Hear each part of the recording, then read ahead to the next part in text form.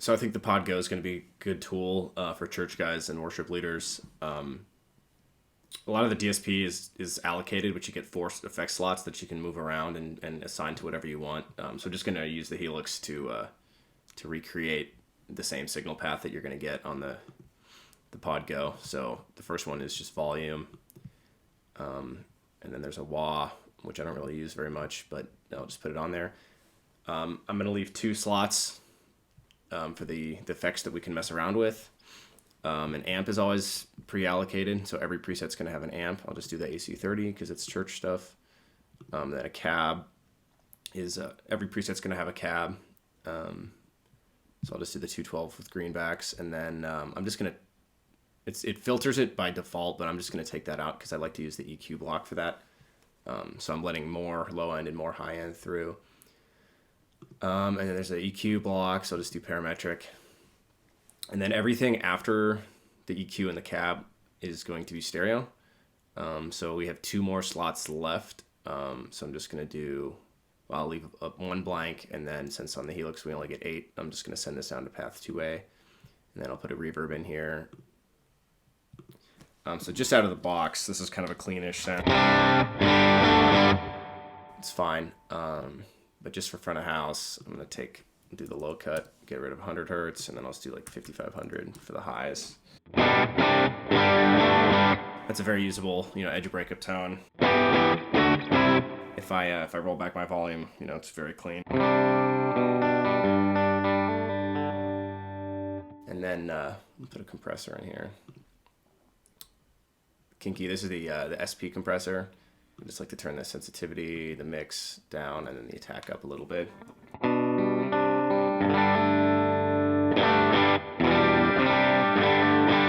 I'm definitely more of a volume knob guy, so I'll boost this up so it hits the amps a little harder.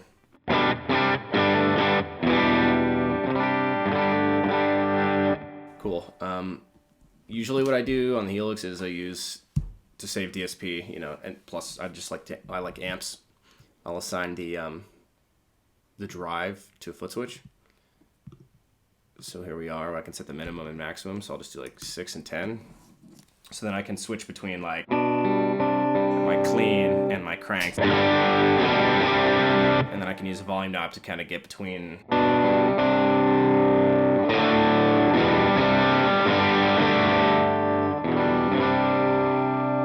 And then if I, I still have the amp cranked, I can turn it down with the foot switch. So that obviously allows for a lot of different shades. We'll set the BPM here. We'll add a delay. Again, everything after the amps and cabs is stereo.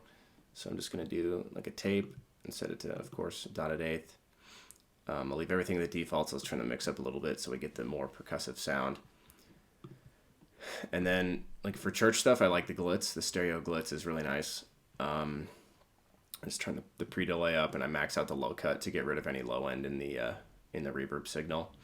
And then these reverbs get super wet, so I'm going to turn this down to like 20, 22. Let's see where we're at here.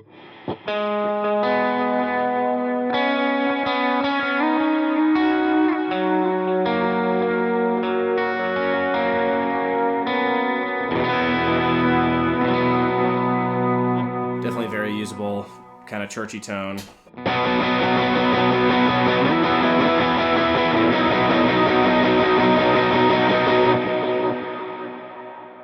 Definitely usable rhythm tone. You could turn your delay and reverb down if you're just playing rhythm. But let's we could assign the decay. Let's do foot switch 2 and the mix to foot switch 2. So this will give us sort of 2 presets on 1 reverb block. So we get 6.9 and 22. So I'll do 6.9 and like, I don't know, whatever. Mix was what? I think it was 22. And I'll do like 40 something.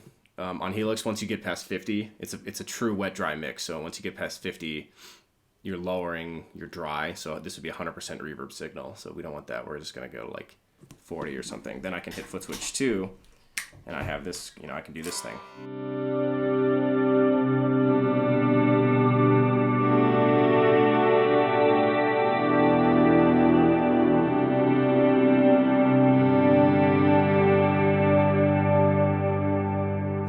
obviously, you know, pretty big sound, and it's lasting forever, but that's the pad thing.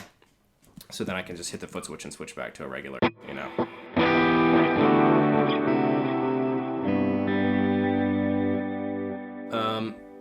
Then for leads, we have one block left, so we can just use an overdrive. So I like the Prince of Tone. The Podgo's not going to have the King of Tone because this is takes double the DSP because it's the same circuit. It's actually not exactly the same circuit. The distortion mode on the Heir Apparent on the Prince of Tone is better than the King of Tone, according to Analog Man, but whatever. It's a great drive. So just turn the gain down and level up a little bit. And then now we have like a pretty, well, I'll just show the dry again. I'm going to assign this to foot switch 3. So I usually use stage 1 is the amp itself. And then for a lead, you could just hit the pedal.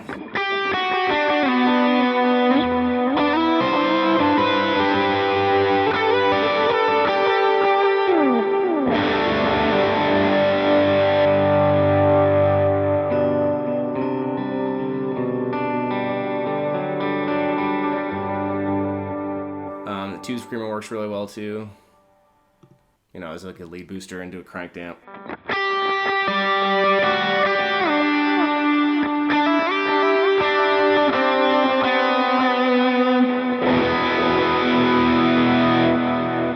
I like the, a lot of times I'll use the classic distortion, which is a Rat. I actually like the legacy Rat model better than like the HX one for some reason.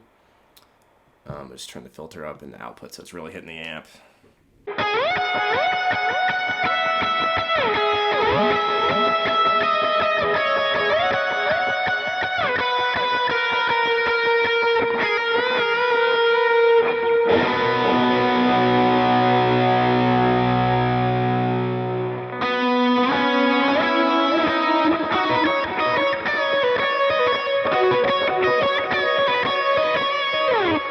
So yeah, that's just obviously just a few blocks, but you know, I really think that the Podgo is going to be a great tool for worship leaders and church guys, especially if you're on a budget. I'm definitely going to get one, and I'm definitely going to be using it.